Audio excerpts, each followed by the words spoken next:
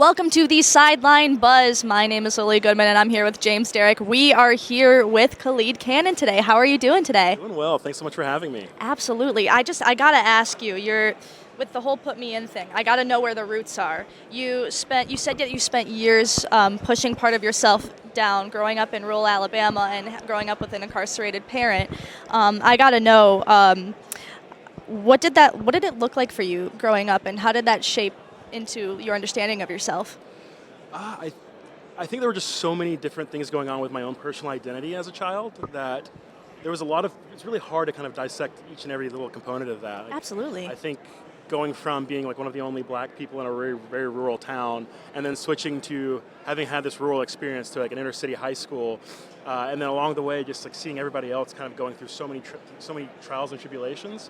Like the stigma of criminal incarceration was just something that, like, oh, this is just my journey and my cross to bear.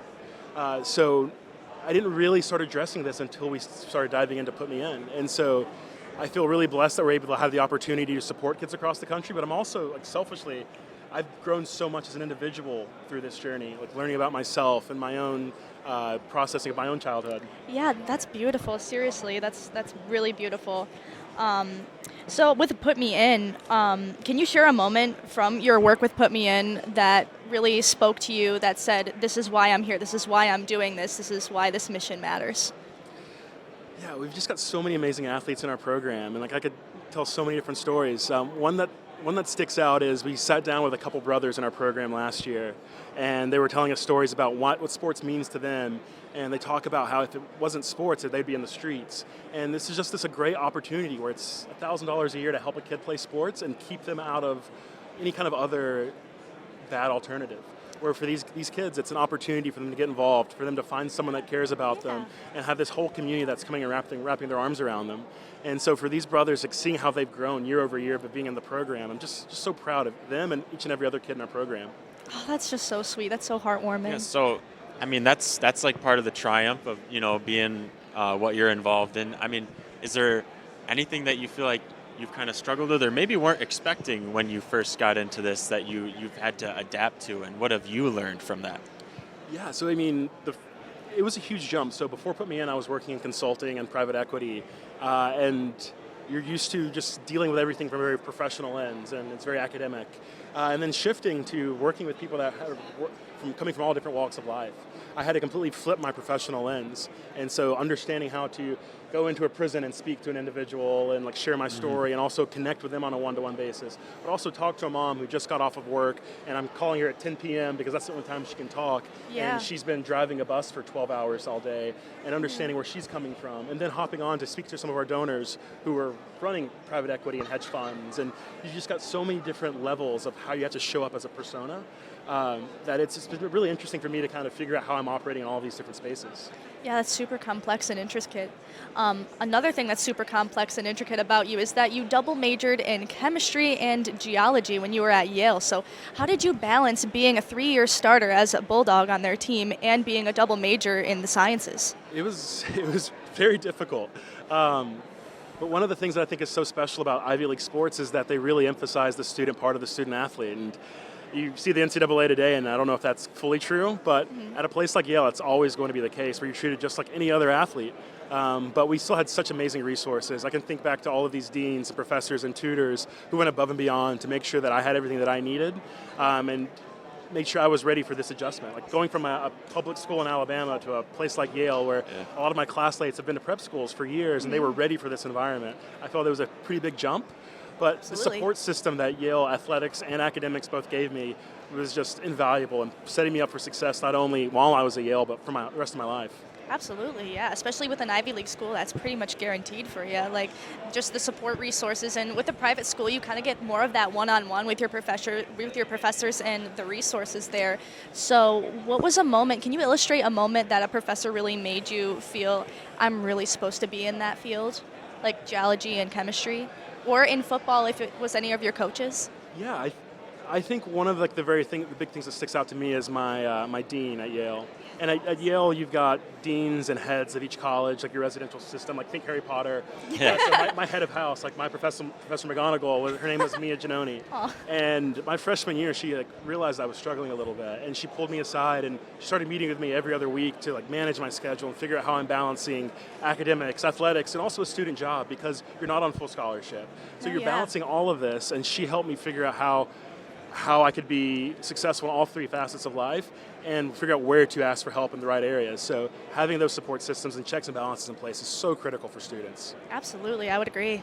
Yeah, I mean, you talk about how Mia did that for you. Do you feel like it's now kind of your responsibility to wear that same hat for other individuals and work the same way with other people? Absolutely. So I grew up on the foot of the Appalachian Trail, and one of the mantras of hiking the AT is pack in, pack out. And so leave everything better than you found it. And I feel like that's one of those things I want to embody in my life. Mm-hmm. So no matter what it is I'm doing, I want to show up and be able to leave that institution or that organization or that family better than I found it. Yeah, absolutely. I mean, especially like growing up as a kid in rural Alabama, I'm curious how Yale ended up on your radar. It was definitely by accident. I didn't know the Ivy League had sports. Yeah. Turns out they founded football. So the very first football team ever was at Yale, and then my personal experience growing up was I got a call my junior year of high school from a college football coach say, hey, we're going to offer you a scholarship. And I had no plans to Wow. play college football at the time. I was a nerd. I had a high ACT score. I was like, I'm just going to go be a normal student. But this kind of sparked that opportunity of someone believes in me and someone wants to give me this opportunity. And so I didn't want to go to that school. It wasn't a great opportunity, but it just showed me that I could do it. And so my granddad opened a credit card, gave it to my mom, and said, take it. And we did a road trip all over the Southeast, going to different college campuses every weekend that summer, and I ended up getting several college scholarship offers. At the Vanderbilt camp, I met the Yale and Harvard and Georgetown coaches, and that's when I realized that I can be successful in academics and athletics at the next level, and all the doors that opens up for me. And once I visited Yale's campus, it was almost a no-brainer. I couldn't go back from there. Yeah, of course. Yeah, so for you, being shown that, you can do this was kind of like, you get that scholarship, you get that opportunity, proves to yourself that you can do it. How do you do that for, individuals that you work with in sports? Yeah, so I think having someone believe in you is so important to success. Like, you've obviously got to believe in yourself, but having that external validation is critical. And I think that's what makes our program so successful is we are showing our kids that we believe in them by investing in them, giving them opportunities to get involved. No matter what the sport is, we've got swimmers and mixed martial artists and karate and boxing and football and all the other sports you can imagine. But just showing them that someone cares enough to get them involved and give them access, I think that's amazing validation that's setting them up for success long term. Absolutely, and a lot of these kids don't really have that support system to lean back on. So can you share a magical moment, like maybe one of the magical moments from one of the kids in this organization that really, really stood out to you? Yeah, so there's a kid in Boston who's boxing is his sport. He loves it. Boxing. He loves going to the boxing gym, and he lives in one of the roughest cross streets in the city of Boston. And for him, though, he wakes up every Saturday morning at 7 a.m., walks to his boxing gym, and he hangs out there from sun up to sundown. And he's just like, this is a safe space. Like, he gets food there. He has an amazing coach that cares about him. And he has this great ecosystem, a community that he's built where he started there when I believe he was maybe in 6th or 7th grade. But now he's a senior in high school, and he's coaching the younger kids now.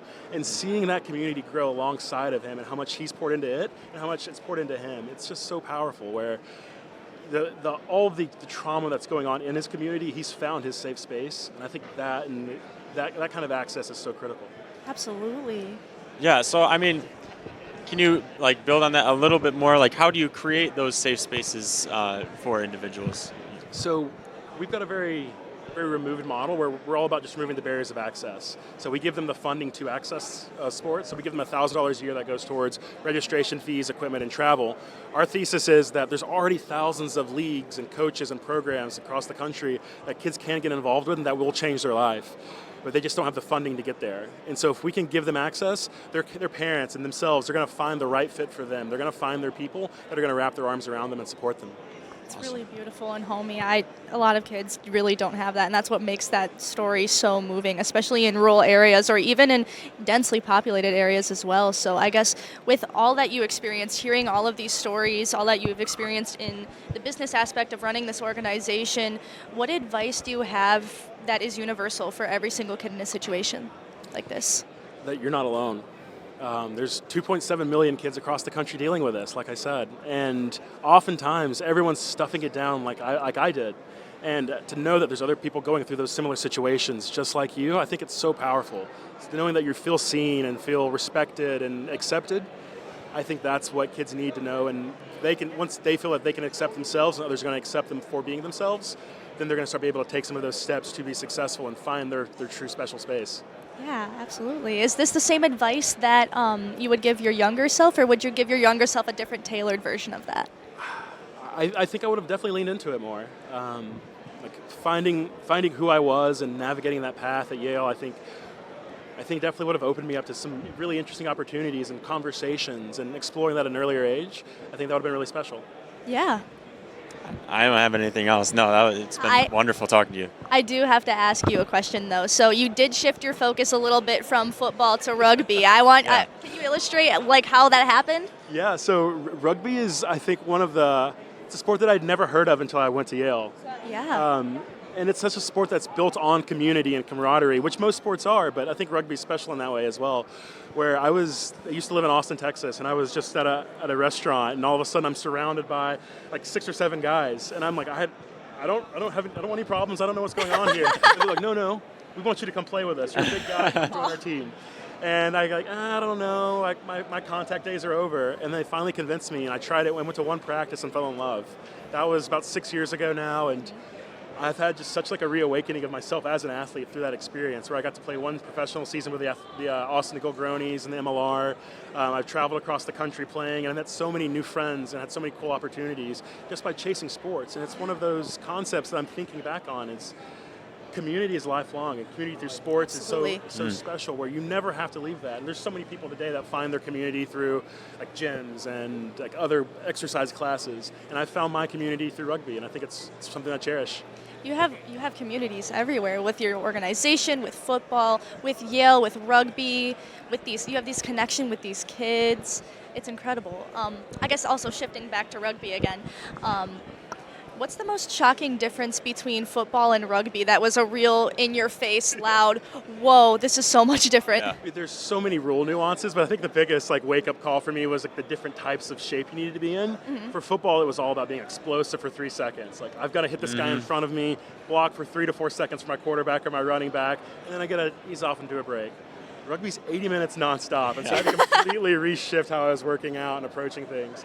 But it's been the best thing in the world for me.